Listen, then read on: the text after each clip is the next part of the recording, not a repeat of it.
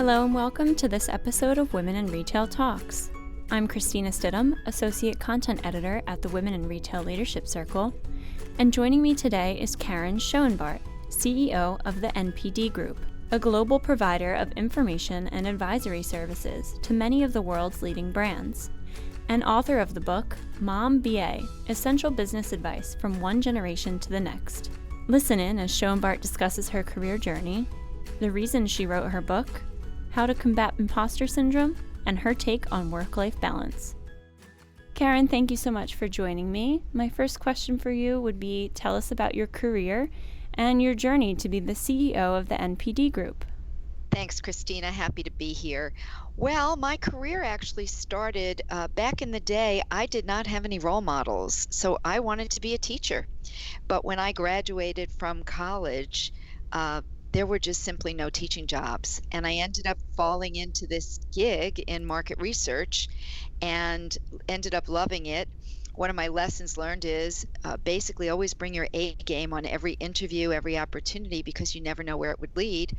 And for me, it led to this amazing career where it's sort of ended up with me being the CEO of this multi-million-dollar global market research company. Awesome. And one thing you've been able to do is successfully rise within your company. And this is a very interesting and important topic to our listeners. How were you able to move up within your company, and what are some best practices that you can offer to our listeners and readers about this? Well, first and foremost, Christina, you have to be excellent at your job. You have to give it your all. That's table stakes. But in order to really rise, in my experience, it's really been about volunteering and going above and beyond. I would raise my hand to be on task forces, volunteer to go that extra mile and get involved in different projects.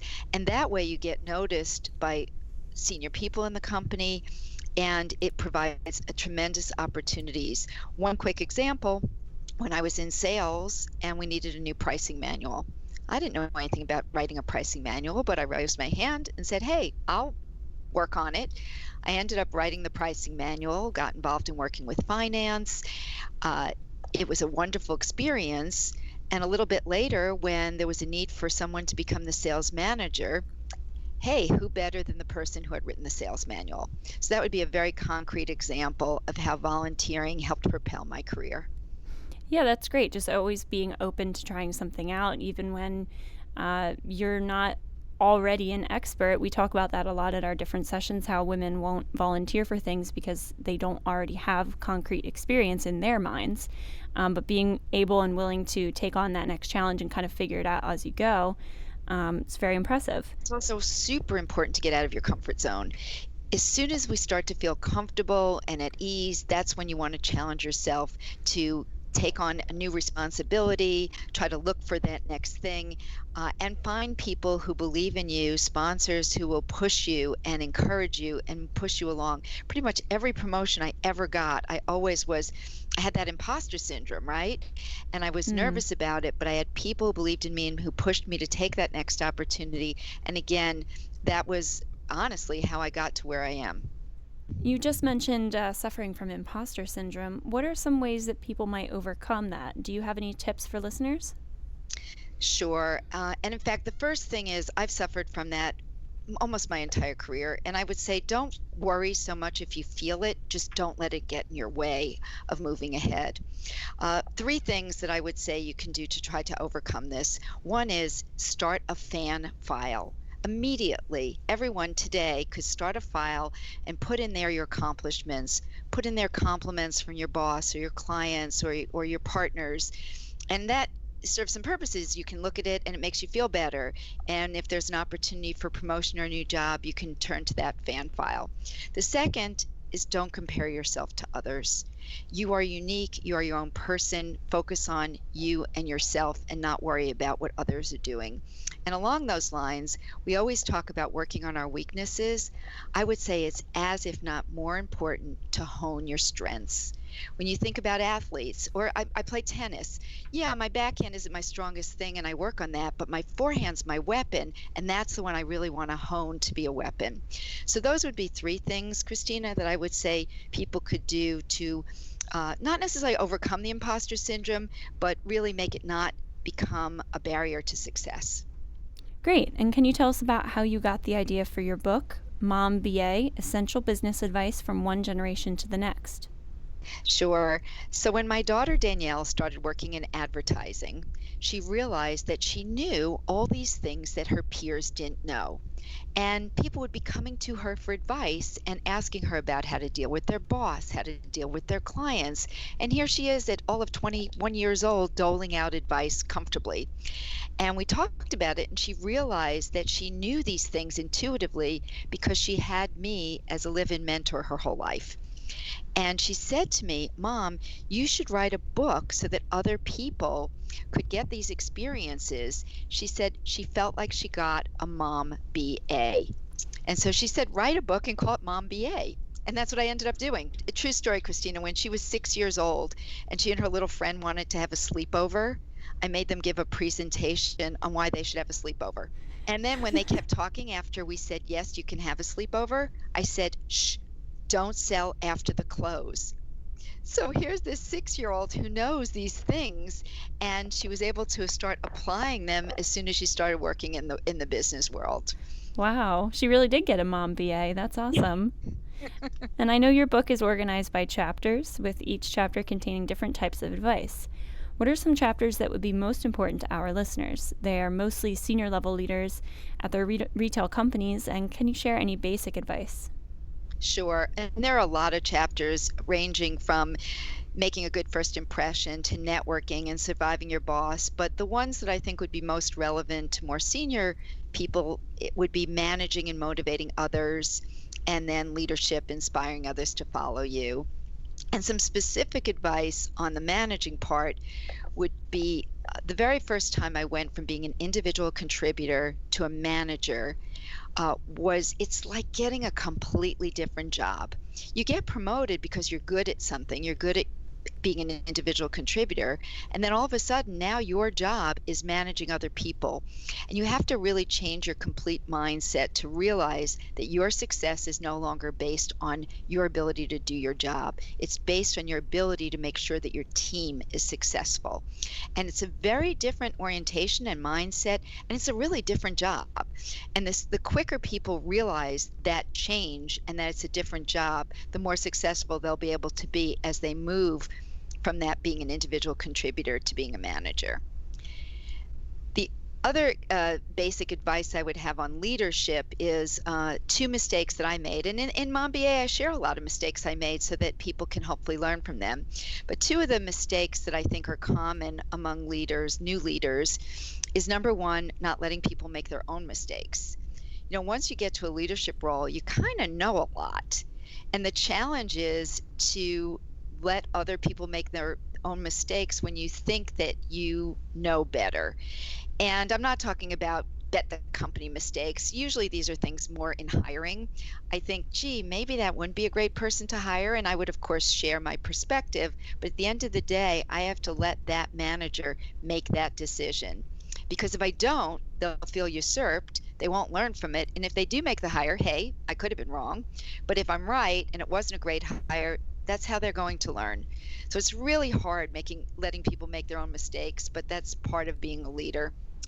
And then the other one is not hiring what I call mini-me's. It's so easy to hire people just like you, who think like you, who look like you, who talk like you. But when you're building a team, the best thing to do is build a diverse team that has different perspectives, different points of view, different styles. And that's hard.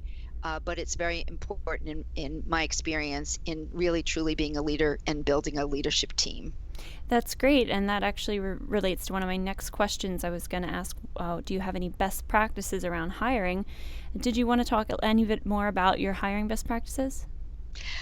Well, one of the things that I think we sometimes do wrong in hiring, especially if you have multiple people interviewing the same candidates, is we tend to get a little bit of groupthink. We'll get together, we used to get together, and everybody would talk about whether they liked the person or didn't like the person. And you start to wait to see what everyone else thinks. And if everybody liked the person and you didn't, you kind of get into that mindset of groupthink. So what I like to do when I'm hiring, in addition to all the regular things that you're supposed to do, but I like to ask everybody to rate the person independently on some scale, 1 to 5, 1 to 10, whatever it is, where 1 is I would definitely not hire this person, 5 is I would definitely hire this person. And then they can give me all the reasons, but I want a commitment. I want to know where they stand. And then we can get together and discuss it. And it's good practice to have the outliers go first. And this really creates a much healthier evaluation and conversation than just, what did you think? Oh, I like the person. What did you think? So that would be a best practice that I've seen done poorly and I've seen done well in terms of hiring, particularly when you're looking for senior people and you usually have a lot of folks involved in the interviewing process. Great. Yeah, those are great hiring tips that you shared. And let's talk a little bit more about your role at NPD. What is your leadership style and how do you keep your teams motivated? I think it's very, very important to communicate and over communicate. I put a lot of emphasis on that. So it starts with having a clear vision that people can relate to, a purpose so that they know how they fit in, laying out clear objectives, holding people accountable, but really making sure people understand how they fit into the bigger picture. And then everybody can be marching to the same, pick whatever one, so singing to the same song sheet, etc. But everyone's got goals that are commonly aligned. And I think that's one of the most important things in leadership. And then obviously hiring the right people and making sure that they have the right tools to do what they need to do. My next question for you is, I know that you balance 2 children while working full-time. Can you talk about work-life balance? Sure, and that comes up a lot. And I have a whole chapter in the book, but I would say that the first thing is to really try to compartmentalize. I was pretty good at this. When I was at work, I was really focused on work, and frankly, I didn't miss my kids that much. And I had a theory that if my child took a step when I wasn't there to see it, it just didn't count. Believe me, Christina, they take a lot of steps and you're going to be there for so many of them. So just don't sweat the small stuff. And conversely, when I was at home, I really tried to compartmentalize to be present in my present. And that it's just so important. I know it's harder nowadays when we're always connected, but it's really important to try to separate and compartmentalize. And then the second thing I would say is outsource as much as you can afford. There are so many ways today of outsourcing. There's ways, if you don't like cooking, there's so many more options than even when I was had young children. And this way, by outsourcing some of the things that aren't that important, you can spend more time doing the things you love with the people you love. Definitely. And now switching gears a little bit, how do you relax and refresh after a long day? Oh, well, my happy place is the beach. I love to just sit on the beach, play tennis, read books, and I try to work out a little bit every day. I work very hard. I really do. I'm in the office usually 7:30 in the morning. I'm charging all day. So when I get home, it definitely is important to try to disconnect for a bit and find some way to unwind so that you can refresh. Definitely take some time for yourself, some self-care and wellness, very important. And finally, my last question for you, what is one goal that you have for 2019, either personal or professional, that you could share with our listeners?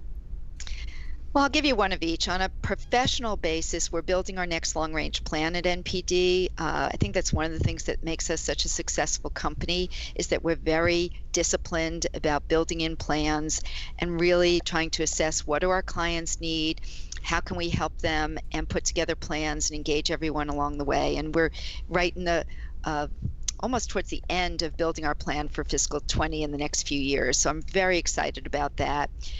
Personally, I'm very goal-oriented, so I have a goal to read over the summer 6 fun books and 2 business books, and I'm kind of well on my way to achieving that goal. I'll probably exceed it because reading is just something else I really enjoy.